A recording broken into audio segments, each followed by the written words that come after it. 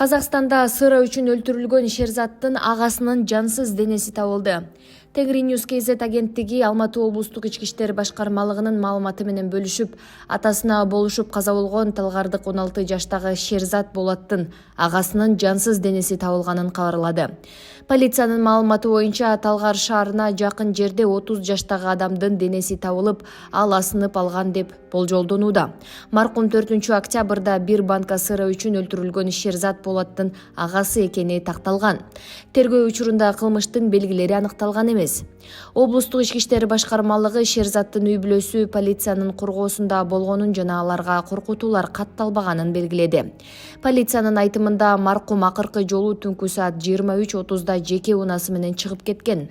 Эске салсак 4 октябрда Талгарда Шерзат Болот аттуу өспүрүм дүкөндө чыккан жаңжал учурунда бычакталган. Ага 13 адам кол салган. Жабыркаган өспүрүм ооруканада көз жумган. Андан кийин маркумдун үйү өрттөлгөн болчу.